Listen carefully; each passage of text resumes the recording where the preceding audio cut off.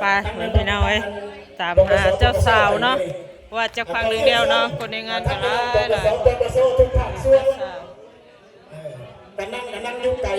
ทักโตซบกันเนี่ยกูเห็นนี่โอ้เจ้าสาวอยู่ข้างในพี่เนาะทักพันยกพี่น้องเอ้ยตัวมือทักพันยกอีกเท่านั้นนะ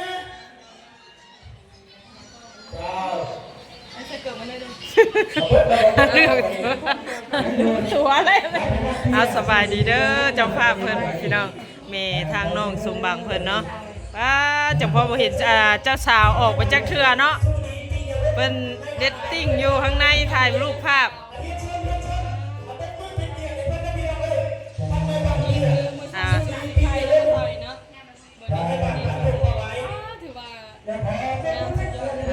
คือว่างานใหญ่อลังการพี่น้องเอ้ยเนาะวันนี้ก็มายินดีเด้อว่าร่วมงานแต่งเพิ่น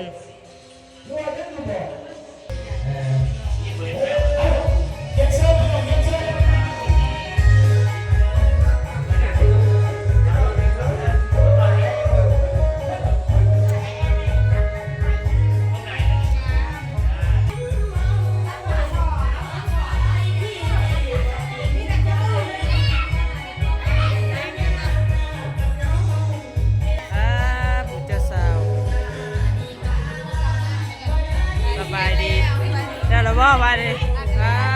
เจอไป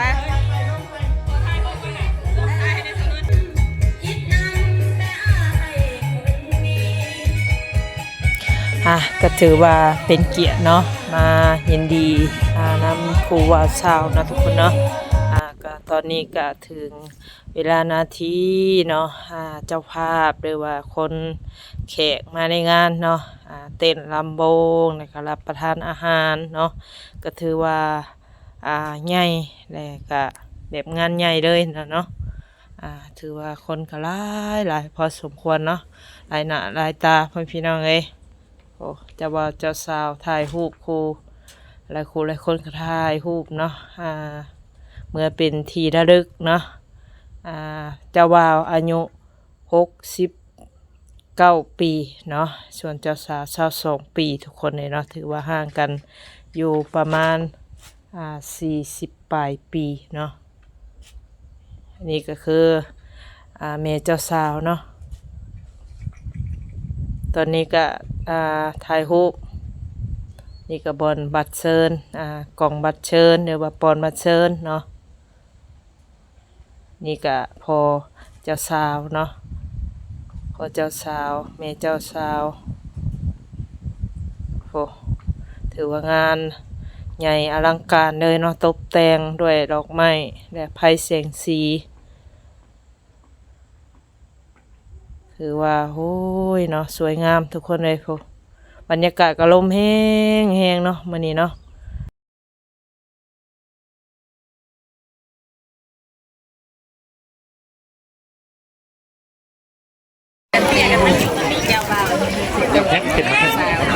ถือว่าแต่งงานกระทันหันเนาะทุกคนเนาะทางเฮากับแทบตกใจพี่น้องเลยเนาะ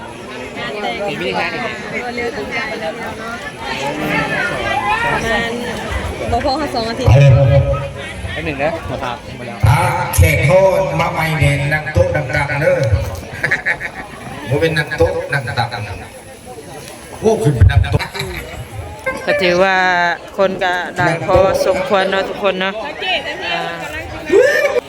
รับประทานอาหารให้ตามอัธยาศัยเด้อไม่ได้ขาดตกแต่ว่ากำลังถึงเวลานาทีเนาะบัตรเชิญชั่วโมงก่อนเนาะสูงใหญ่อยู่หักลบบ่แห้งพันยุปัจจัยเนาะมีพี่น้องเอามาสนับสนุนถ้าเขาบอต้าเนาะกำลังสิมาคันว่าบอลใดขาดยกบกพร่องก็ขอโทษขออภัยเด้อพี่น้องบ้านเฮาตามเป้าหมายนี่ก็ว่าเมื่อคืนได้มานี่นะไว้เมื่อคืนถ้าว่าญาติพี่น้องเขาอยู่ร่วมกันนั่นหน่อยนะจ๊ะท่านบ่อยู่ร่วมกันได้กัน6-7 โมงกันเลิกเนาะอาจารย์ ผู้ใดยังใช้หูไปทายเด้อกับการเคยเด้อเสื้อสีแดงๆน่ะคันผู้ใดเป็นภาษาอังกฤษหรือว่าเพิ่นบ่ไอ้บรรยากาศคนหลายเนาะหลายพอสมควรพี่น้องเอ้ยถือว่างานเพิ่นก็จัดใหญ่เนาะโอ้หลายใจนะเนาะตอนนี้ก็เขกในงานเนาะก็ถือว่าใครขับน้องเลี้ยงแล้วเนาะทางเจ้าภาพมันก็ไต่แบบพื้นหลอกไฟงามยิ่งเบิ่งแล้วก็โอ้ยสว่างสวัยเนาะทุกคนเนาะถือว่างานนี้งามหลายเนาะเพิ่นก็คือสิเบิดหลายหั่นแหละเนาะแบบจัดงานแบบดูเราแบบนี้นะเนาะดูดาก็พอสมควรคือว่าเนี่ยก็ถือว่าใหญ่เนาะบ้านเฮาก็แต่ว่าครอบครัวใดเนาะถือว่าบ่มีเนาะแบบพายยิงพายซ้ายเฮาบ่มีเนี่ยแหละเนาะก็สิบ่ถึงขั้นนี้เนาะก็สิแบบเต้นธรรมดาเนาะก็บ่ได้ตบแต่งหรอกพื้นหรอกพายหรอกไม้เนาะตอนนี้ก็เจ้าภาพหรือว่าในเบาะในบ้านเนาะตอนนี้ก็เต้นลำบงทุกคนเลยนี่มวนเซินกันไปเนาะบรรยากาศลมเย็นคือเก่าเนาะยิ่งค่ำยิ่งลมเนาะตอนนี้หลายคู่หลายคนก็เต้นลำบงพากันมวนเซินเนาะพากันเต้นลำของกินของอยู่มันก็ถือว่าโอ้หลายพอสมควรเนาะเป็นข้าวป่นข้าวปาดอาหารการกินถือว่าสมบูรณ์แบบเนาะดอกไผ่งามหลายคู่หลายคนก็กินแล้วก็พากันลุกกลับบ้านกลับซ่อมบาทนี่เนาะถึงไม่ได้ลานาทีได้กลับแล้วเนาะเพิ่นก็มาหลายชั่วโมงแล้วหรือว่าหลายนาทีแล้วเนาะได้เวลากลับเตาพากันเมื่อมีคนเข้าคนออกละเนาะก็ถือว่าเป็น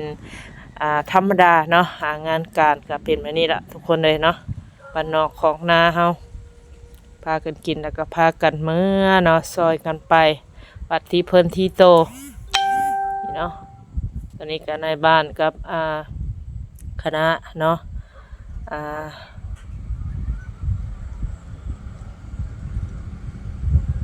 สาพันธ์ไม่ยิ่งหรือว่ามาแต่บ้านอื่นเมืองไกลขนาดเนาะเพิ่นก็เซินเข้าไปเต้นหรือว่าไปฟ้อนลำวงเนาะพากันมวนเซินเนาะถ้าสนวนก็คือสี่บ่ได้อยู่นานคือว่าวหั่นแหละเนาะทุกคนเนาะก็นี่คือเป็นภาพบรรยายเนาะถ้าสนวนก็เพราะว่ามีเสียงเพลงหั่นแหละทุกคนเลยย่านผิดกฎ YouTube เนาะถ้าสนวนก็ได้แต่ถ่ายภาพบรรยากาศให้เบิ่งเนาะก็บรรยายไปเนาะตามในงานนี่แหละถ้าสนวนเองก็คือว่าวหั่นแหละเนาะกินข้าวปุ้นเพิ่นก็แซ่บอยู่เนาะแซ่บหลายคลายคำลงแรงแล้วเนาะถ้าสนวนกับมีอย่างไรเนาะทุกคนเนาะก็ถ่ายภาพบรรยากาศรอบๆในงานนี่แหละให้เบิ่งให้ชมกันเนาะจากไหนผิดภาพกันได้ขอโทษขออภัยเนาะเพราะว่าแบบเปิดเพลงเป็นยังถ้าสนวนก็บ่ได้ตั้งกล้องแล้วก็บ่ได้ทักทายFC เนาะมีแต่ว่าทักทาย FC ก่อนกลับบ้านเนาะก็คือ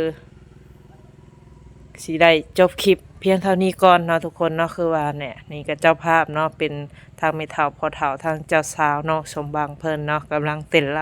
ำคู่ผัวเมียเพิ่นเนาะจังไรคลิปนี้ก็มีอย่างไรพี่น้องเอ้ยทางสนนก็สิได้ขอจบคลิปลงเพียงเท่านี้ก่อนเนาะพบกันคลิปหน้าขอกล่าวคำว่าสบายดี